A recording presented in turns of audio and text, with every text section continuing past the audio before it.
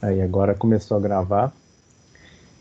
Então vamos lá, gravando, eu vou conversar agora com a Eveline Araújo, ela é jornalista, mestre em antropologia social, doutora em saúde pública, é pesquisadora e professora de comunicação. A Eveline vem fazendo um trabalho de acompanhamento de grupos de apoio nas periferias durante a pandemia e vai contar um pouco dessa experiência para a gente, aqui para o Congresso em Foco. Eveline, obrigado por nos atender e compartilhar conosco essas vivências que você tem tido. Eu que agradeço, Heitor, poder Eveline, participar aí. nós que agradecemos aí a sua atenção e de nos atender. Ô, Eveline, antes de falar das ações que vocês estão desenvolvendo, eu queria uma fala inicial sua sobre que realidade que você vem encontrando nesse contato com as periferias. Como que essa realidade da pandemia chegou para essas pessoas? É, pelas entrevistas que eu tenho feito com o pessoal de ONG, que estão mais diretamente ligados nas periferias para distribuição de comida e suprimento, né? A questão maior é tanto a dificuldade do espaço físico com muita gente, né, no mesmo apartamento, no mesmo casebre, na mesma residência, quanto a questão também de não ter o suporte para sobreviver, né? Então, muitos foram demitidos, alguns já eram profissionais autônomos ou eram precários, né? E isso tudo foi a primeira onda de demissão, foi nessa altura, né? Então, fica bem complicado, né? E além disso, há um aumento grande de violência doméstica, né? Tanto contra a mulher quanto a criança, né? Isso está bem difícil também de gerenciar. E por conta desse adensamento, né? Tem que todo mundo ficar o tempo todo junto e isso não está sendo administrado adequadamente, né? Acaba que esse apelo para que as pessoas fiquem em casa torna, na verdade, uma situação de risco para essas pessoas nessa situação que você está dizendo, né? É, justamente por causa da falta de infraestrutura, né? Eu diria assim, é como se todo o processo histórico político nosso tivesse agora com uma conta a ser paga à vista, né? Toda a Uhum. falta de investimento que foi feito ao longo de décadas mesmo, né? Em falta de infraestrutura, de lazer, de espaços, assim, agora está vindo à tona e está vindo à conta, né? Então, por Uhum. exemplo, aqui em São Paulo, o prefeito, ontem não, hoje, o prefeito Bruno Covas soltou uma regulamentação que coloca à disposição todo o equipamento cultural e esportivo para ser usado como isolamento, né? Então, se eu tenho uma casa lá com 8, 10 pessoas morando na mesma casa e aparece um caso de Covid, essa pessoa rapidamente tem que ser isolada para que aquilo não se alastre numa proporção maior, né? Então, Uhum. estão sendo usados esses equipamentos para fazer o isolamento, Uhum. que é o Não deixa de ser uma estratégia aí para fazer frente, porque assim, igual você falou, as moradias são pequenas, né? É difícil de administrar esse distanciamento em localidades tão, né, de um espaço tão restrito, né? Aqui o melhor exemplo que nós temos em São Paulo está sendo na comunidade de Paraisópolis, tá? Uhum. Que eles fizeram um sistema de presidente de rua e eles Sim. alegam assim que eles estão chamando de presidente de rua porque eles não têm um presidente, né? Então eles estão se autodenominando presidente de rua, como quem diz a gente é que vai fazer a gestão que não vem sendo feito pelo poder público, né? E daí Uhum. esse presidente de rua cuida de 50 casas, então administra se tem doente, se falta comida, se precisa locomoção para o hospital, eles fazem toda essa estrutura, eles recebem um treinamento do pessoal que é a liderança da comunidade, e daí fazem esse atendimento em 50 casas, cada presidente de rua, né? É uma iniciativa ótima, só que ela não foi copiada em todas as comunidades aqui, né? Então, por Uhum. exemplo, a gente tem Heliópolis, tem Sapopemba, que é na Zona Leste, a gente tem a parte da Zona Sul também, que tem o Jardim Ângela, tem aqui perto da Zona Sul também o Jardim Miriam, né? E são todas Uhum. comunidades que não se organizaram, não ocorreu uma auto-organização, né? Uhum. O único Entendi. trabalho que vem sendo feito é o trabalho de assistência, que Uhum. tem ocorrido regularmente, né? Todos eles têm um trabalho de assistência, de fornecer comida, de fornecer álcool gel, kit de higiene, coisa assim, né? Uhum. Mas tem todo um outro lado que precisa ser atendido, né? Entendi. Eveline, e eu gostaria agora que você, agora adentrando propriamente dita nas ações que você tem acompanhado, né, nesse acompanhamento desses grupos, né, que você tem participado, aí falar um pouco sobre esse trabalho e das ações que vocês estão desenvolvendo nessas localidades. Tá. Eu entrevistei então o pessoal da ONG Novos Sonhos, eles estão atendendo ali na Cracolândia, né, onde tem bastante a questão dos moradores de rua, dos viciados, coisas assim, que é uma situação bem complicada de gerenciar em termos de Uhum. crise, né? O que eles estão prestando o que eles colocaram para mim foi assim, que eles fizeram uma organização, eles e vários outros coletivos que já atendiam anteriormente a pandemia na região, e cada Uhum. um então ficou com uma determinada função, né? Então tem um coletivo que ficou com a parte da alimentação, outro ficou com a parte de confirmar se tem casos precisando de atendimento e acionar a saúde, né? Outro ficou para tentar organizar a questão de higiene, de banho, de troca de roupa, de máscara, né?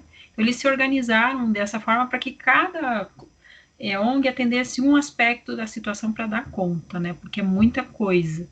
Uhum. E daí o que eu levantei, por exemplo, a prefeitura tem um projeto chamado Pro Rua, Uhum.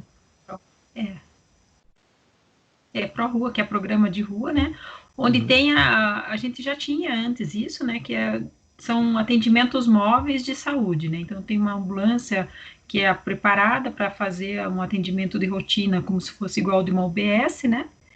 E daí Uhum. ela já tem uma outra ambulância de suporte que se precisar fazer o translado para o hospital já faz, né? Mas eles Uhum. ainda estão na rua, né? Então, além da vulnerabilidade habitual, ela é acentuada com essa vulnerabilidade a mais da pandemia. Sem falar que a gente está gerando novos grupos vulneráveis, né? E são Uhum. pessoas que tiveram demissões, mas que eram uma classe média, uma situação um pouquinho melhor e que passam, então, a compor esse grupo de vulneráveis também, né? Uhum. E é um espaço de escuta, né? Muito importante. Se você tem entrevistado essas pessoas, como você disse, né? São públicos, como você também já colocou, vulneráveis, pouco contemplados aí por políticas públicas. Aí eu gostaria de saber de você o que que eles verbalizam mais como principais privações, aquelas mais evidentes que te chamam a atenção nessa escuta desse pessoal. É importante ressaltar que essa privação já é bem anterior, né? Então, o próprio processo de escuta já vem anterior, né? Então, eu fiz o meu doutorado lá em Sapopemba, em 2012, 2014, né? Eu fiz com jovens de periferia na produção de cinema, e a Uhum. escuta já era essa, né? Tipo, a gente não tem o capital, não financeiro, mas o capital de conhecimento, o acesso a esse capital de repertório, de instrumental, para a gente se lançar na sociedade como alguma coisa viável, né? Então, a educação é muito fraca, é, eles são tratados meio assim, um pacotão que está incomodando, eles não sabem o que fazer com aquele jovem, né? E Uhum. torna a questão do estereótipo uma coisa muito agressiva, né? Então, se um jovem vai a um posto de saúde, é tratado como marginal. Se uma moça vai grávida no posto de saúde, é tratado como vagabunda, né? Então, isso tudo é uma queixa muito grande, né? Esse estereótipo que a própria mídia muitas vezes endossa, reitera, né? E para eles isso machuca, né? Obviamente, né? Eles querem sair desse lugar, desse estereótipo, mas eles não conseguem achar os meios de viabilizar isso, né? E pela Uhum. própria OMS, a própria formação cultural ou o desenvolvimento dos aspectos culturais são considerados desenvolvimentos também de uma saúde, né? Compõe o IDH, né? Que é o Índice de Desenvolvimento Humano. Então, eles Uhum. têm isso em déficit, né? Porque a escola realmente é muito fraca, eles têm poucos recursos. Então, como é que a gente fez essas oficinas lá? A gente fez com o que eles tinham de celular. E em 2014 eu levei meu material para lá, né? Levei câmera, levei computador, levei tudo. E muitas vezes eu deixava lá, né? O povo, nossa, você é louca, você vai deixar lá, vão te roubar tudo. Eu não Uhum. só nunca fui roubada no trajeto, como nunca me roubaram nada lá, né? Então, quer dizer, como é preconceituosa mesmo a coisa, né? E Uhum. foi legal porque com esse projeto do doutorado eu consegui construir uma outra imagem do jovem de periferia, que é o jovem criativo, é o jovem que sabe desenhar, o jovem que tem habilidades para dança, para as artes, né? O grafite, eles têm uma relação imensa com grafite, com skate, né?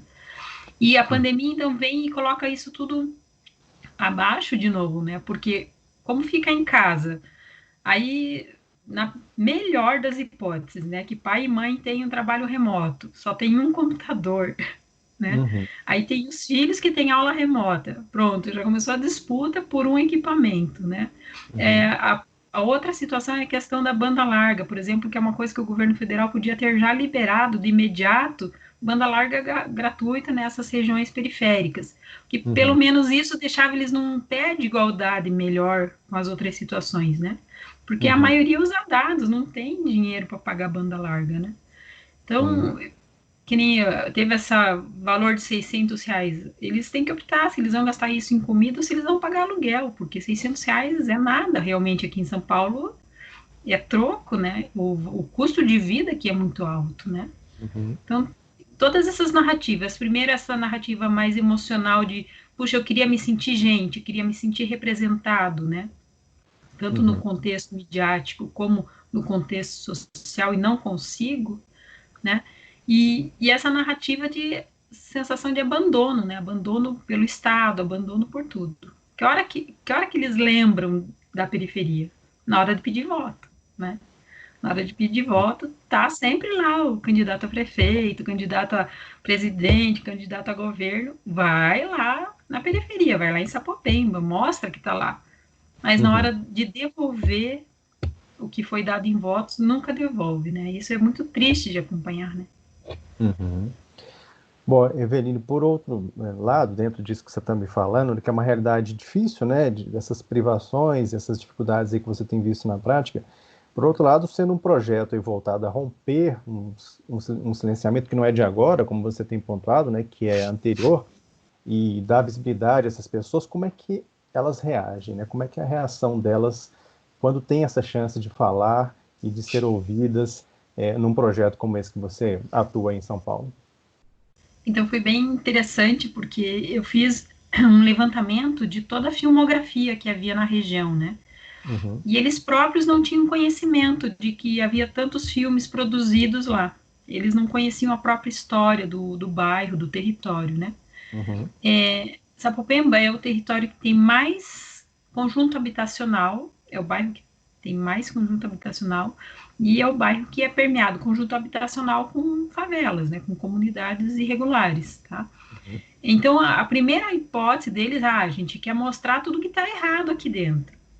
Daí a gente foi conversando, né? A gente fez muita roda de conversa para eles irem elaborando qual seria o impacto disso para fora da comunidade, né?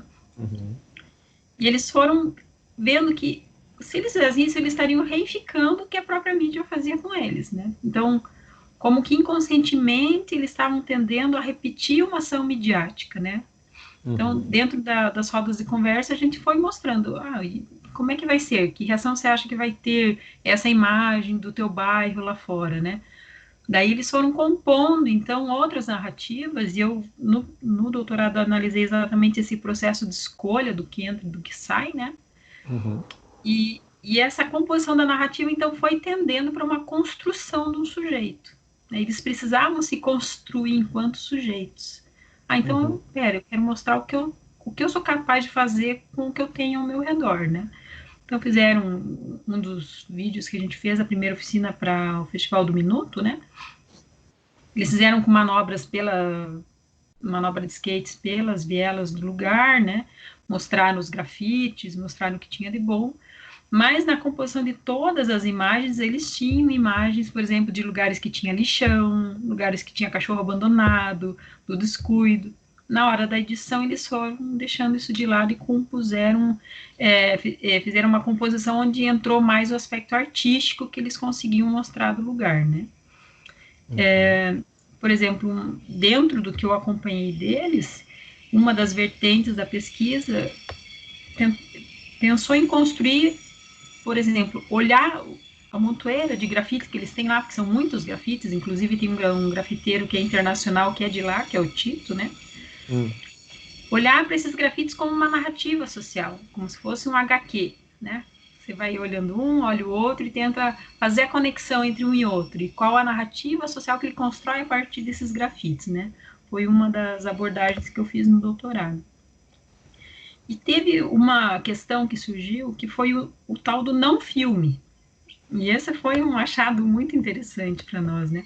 Puxa vida, o que é esse não filme, né? Fazem um roteiro, fazem captação, mas não conseguem dar a questão da continuidade, né, no projeto, não conseguem finalizar o projeto. Então, também fizemos uma roda de conversa para tentar entender o que era aquilo, né?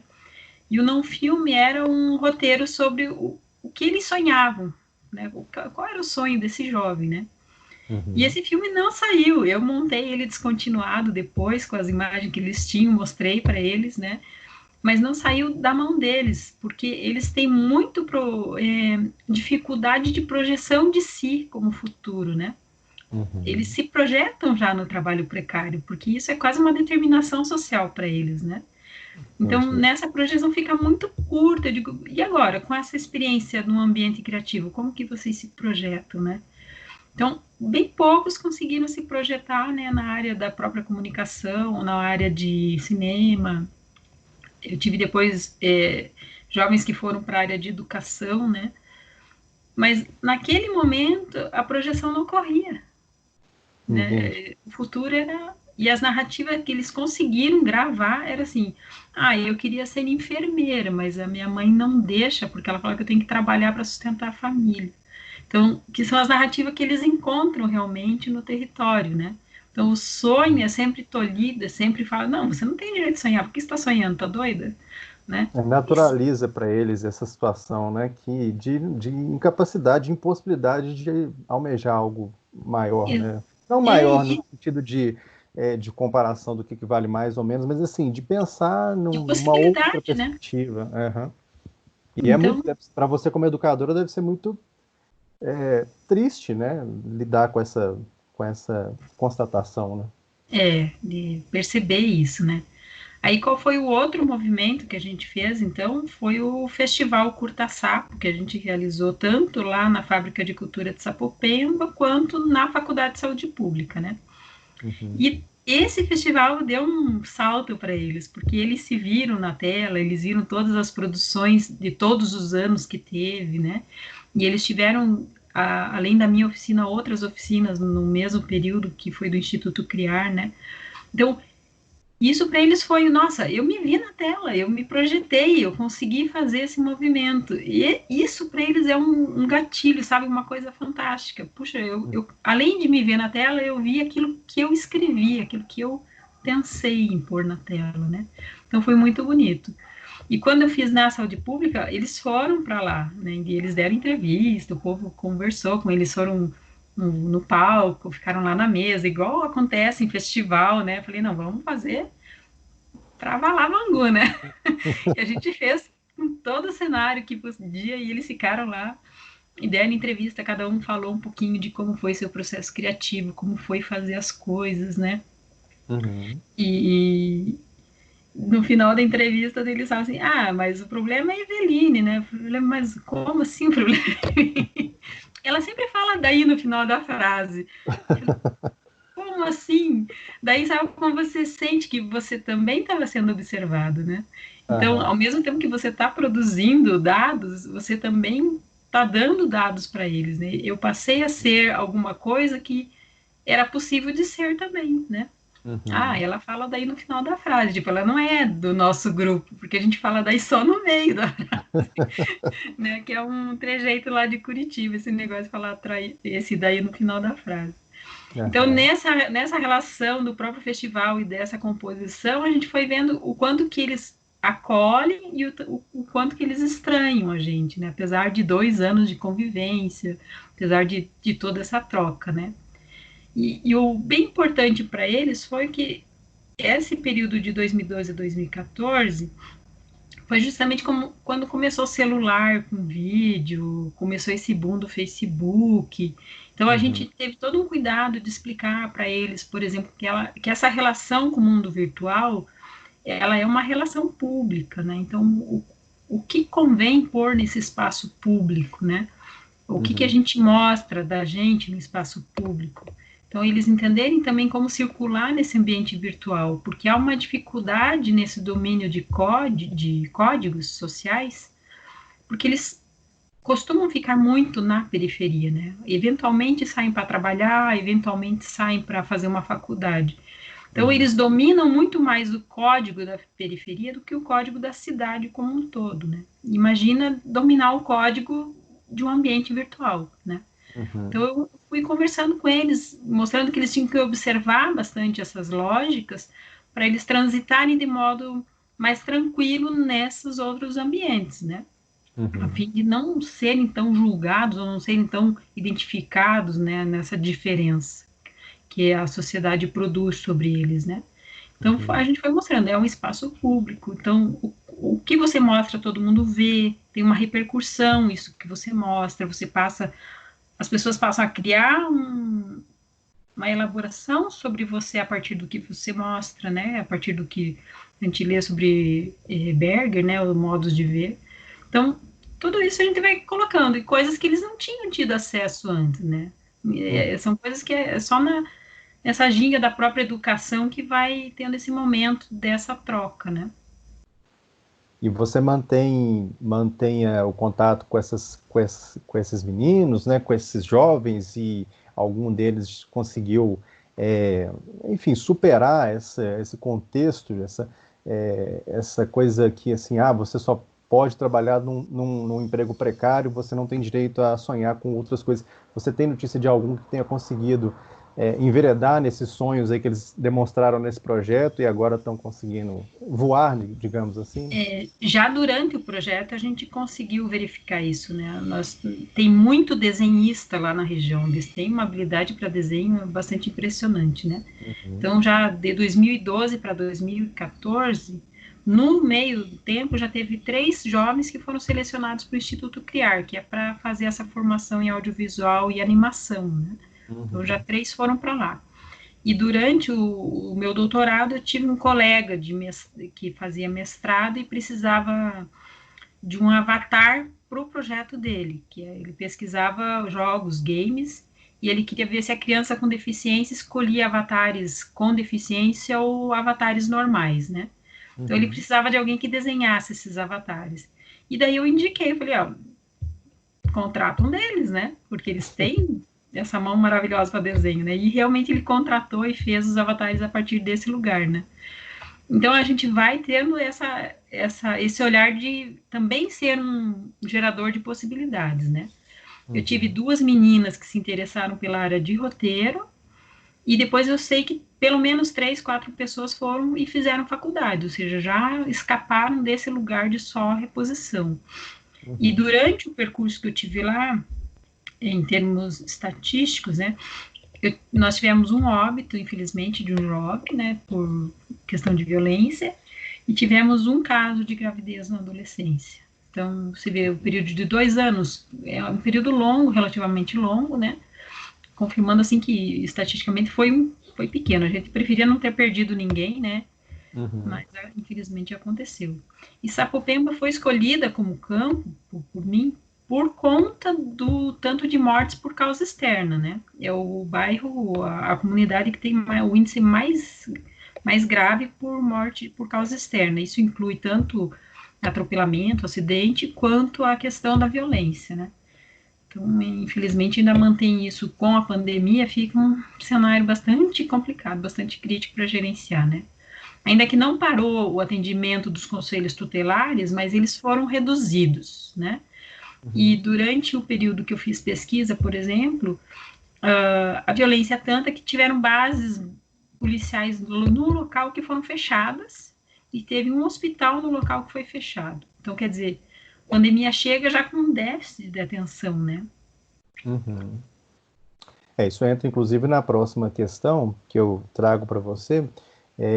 Recentemente você demonstrou aí num texto, né, uma especial preocupação sobre esse estrangulamento do SUS, observando que se o poder público ele tem se mostrado preocupado com a superlotação do sistema, isso numa fala mais geral, Isso não tem sido visto nas periferias. E, paradoxalmente, é o público que mais depende do SUS. Como que essa falta de prioridade na rede, nas periferias, é percebida mais diretamente por essas pessoas? Você vê, só com esse público que eu trabalhei, eles já não tinham relação com o SUS na época da pesquisa. É o Uhum, que já é preocupante, porque são adolescentes aí entre 14 e 24 anos, estão entrando na fase de iniciação sexual, tudo, né? Se já não tiveram iniciação ainda. E uhum, não ter relação com o SUS significa uma exposição imediata a DST-AIDS, né? Então, essa falta de relação já anterior, e daí o projeto propõe que vocês construam essa relação, né? Então, vê se tem a carteirinha de vacina, vê se você pode conseguir camisinha gratuita lá, você pode conseguir uma orientação profissional, né? Para fazer um planejamento familiar, que seja, né? Então, nesse momento da pandemia, agrava muito, né? Porque já não havia essa relação antes, eles só vão procurar se estiver morrendo, porque eles sabem que não tem atenção, né? uhum, Então, da forma como está construída a atenção aqui em São Paulo, a UBS ela está fazendo mais telemedicina. Para essa telemedicina funcionar, ela tinha que ter já um cadastro das pessoas. Se não há essa uhum. relação, não há o cadastro. Então Entendi. fica enfraquecido esse atendimento em telemedicina, né? E na UBS, então, são os casos mais leves que chegam, que é suspeita, não sabe se tem, quer confirmar se tem ou não, né? E depois, conforme vai havendo agravamento, vai para a UPA e da UPA encaminha para os hospitais de campanha, né? Mas certamente que esse jovem, não se entendendo como alvo por conta de todo um discurso que foi construído, que eles não são o público mais vulneráveis, o que já foi descaracterizado aqui no Brasil, porque apesar ainda de ser os idosos que mais morrem, a faixa que mais se contamina é a outra faixa, né? A faixa dos jovens. Eles vão demandar essa atenção, né? Então tem toda uma gestão aí que precisa ser pensada e que ainda não foi efetivamente pensada, que é usar as UBSs como uma base do território para fazer proativamente essa busca, né? E Uhum, fazendo proativamente essa busca, dando a orientação, dando a, a condição para que possa ser feito o isolamento, para que isso não chegue a virar um caso grave, né? Porque, infelizmente, o que está acontecendo é que os casos que não iriam a óbito estão indo a óbito porque não tem a condição de atendimento no início, né? uhum, Então, isso vai complicar bastante para frente. O ideal seria que não tivesse entrado na periferia, né? Isso foi uma luta já anterior que a gente teve, que a gente bateu muito a tecla, tipo, olha, tem que fechar aeroporto, ou senão tem que fazer barreira de entrada, ver se a pessoa não está com febre, tem que evitar que as pessoas entrem no país e não se isolem imediatamente a partir da febre, né? Isso foi feito muito tardiamente, né? Nem sei se está sendo feito, para falar bem a verdade, né? E daí não adianta, onde que ocorre? A primeira morte que ocorre fora a contaminação do exterior foi de uma empregada doméstica, né? Porque é da periferia. Então, ou seja, já aconteceu, já contaminou. Ela circulou no ônibus, ela circulou na comunidade, ela já espalhou. Tinha que ter sido feito isso antes. Então, se essa pessoa que chegou contaminada fosse já isolada e nem tivesse acesso à doméstica, isso não tinha acontecido, né? E mesmo nesse momento que a gente está vivendo, muitas pessoas estão mantendo as empregadas domésticas, né? Ou seja, uhum. não é muita falta de bom senso no sentido que tanto elas podem pegar, porque a doméstica pode trazer agora da periferia para dentro da casa delas, como elas podem fazer a doméstica levar para a periferia. Agora o fluxo está de mão dupla, né?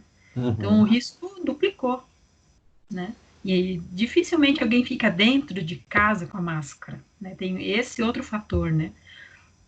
Dificilmente as pessoas estão dentro da sua própria casa e tem que ficar de máscara. Nessa situação Uhum. que tem uma pessoa que vem de fora, teria que ficar, né? Não tem jeito. Entendi. Eveline, de tudo que a gente conversou, né, nesse bate-papo, né, a gente vê então que a pandemia ela chegou no momento em que essas pessoas já viviam em uma conjuntura muito difícil, né? A gente já vem com desemprego alto há vários anos, não é de agora, muita informalidade, como você própria mencionou também, que impõe aí jornadas de trabalho cada vez maiores. A gente ainda vê pelos dados, né, que estamos longe de superar a pandemia. Mas pensando um pouco para frente, pensando adiante, que desafios adicionais essa pandemia deixa especificamente para esses públicos mais vulneráveis das periferias?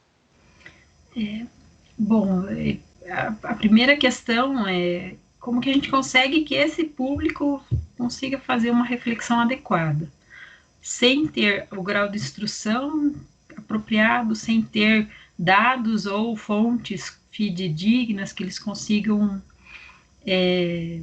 acessar, né? Então, por exemplo, no Rio de Janeiro, a ação da periferia foi bem melhor do que aqui, né? Infelizmente, foi comandada pelo pessoal de tráfico, né? Aqui nem para isso serviram, então fica assim uma questão, né? E lá eles fizeram, por exemplo, um aplicativo para o pessoal da favela se informar. E esse aplicativo, então, tem o pessoal que gerencia ou faz a checagem das notícias antes de mandar para esse aplicativo. Então, evita chegar fake news na comunidade. Isso já é uma iniciativa super bacana, né? Porque a gente, infelizmente, está num governo que publica mais fake news do que outra coisa. Então, fica difícil, você não sabe no que confiar, qual é a informação que você pode confiar, né? Então, se você tem já, não, a gente vai fazer isso, tem lá 6, 7 pessoas que vão confirmar ou vão ver quem pode confirmar para a gente só passar nesse aplicativo informação confirmada. Isso já é um ganho, até a gente precisa disso, né? Bastante. Não é só a periferia que precisa disso, a gente também precisa disso, né? Diga-se de passagem o Facebook, que ninguém aguenta mais o Facebook, porque é só notícia fake news, aquilo lá rolando, rolando e rolando, né? Porque as pessoas não prestam atenção, né? Mas tem um público que também é derivado dessa periferia, que, por exemplo, é o caminhoneiro, e agora a gente vê explodir no interior do estado casos de coronavírus. Então, esse caminhoneiro também não foi monitorado, né?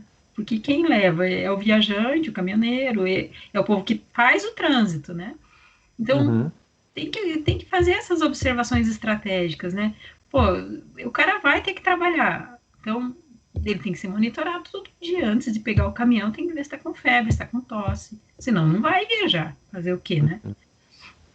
E outra situação, por exemplo, para não explodir, seria o monitoramento das pessoas de risco. Tem mais de 60 anos, tem problema cardiovascular, tem diabetes, tem hipertensão, você não trabalha, ou seja, você vai ficar em casa e a gente tem que dar um jeito, dar um suporte para essa pessoa, porque senão ela vai a óbito e ela vai usar o sistema até o final, da atenção primária até a UTI, né?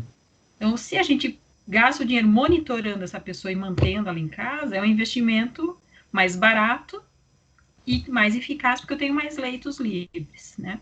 Agora, não, isso também é difícil, esse gerenciamento, porque justamente tem muitos vulneráveis com essas condições, com essas complicações, né?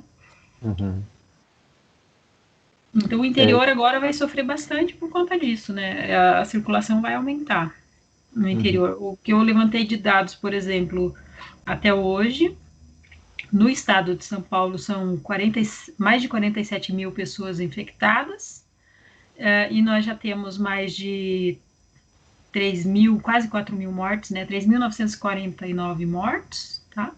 E correspondente só à capital, nós temos 25.300, mais de 300 casos confirmados e mais de 2.100 mortes. Né? Então, já são números, assim, para assustar, né?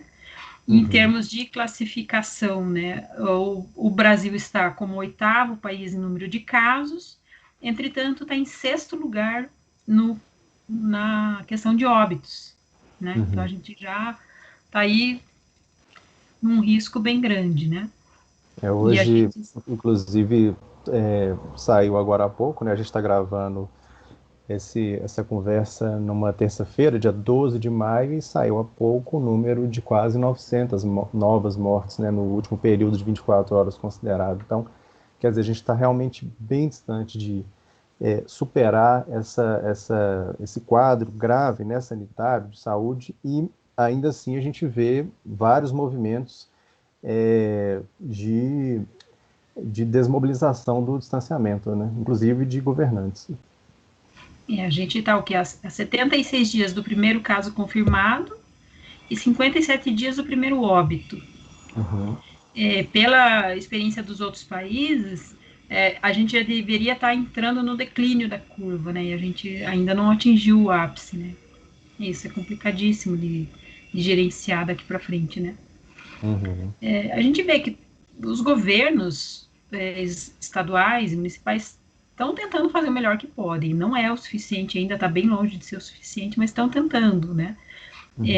Pelo menos isso dá mais alento para a gente, né? Em função da posição do governo federal tá tão complicada, né? Acho que a gente estaria numa situação melhor se houvesse esse pareamento aí entre os governos federais e estaduais, porque daí o recurso em si fluiria melhor e a utilização desse recurso seria mais adequada para gerenciar cada área que está mais vulnerável, né? Agora, com essa briga, com esse desentendimento entre eles, esses recursos não fluem muito, né? E o SUS, ele é tripartite, ele é governo federal, é governo estadual e municipal, né?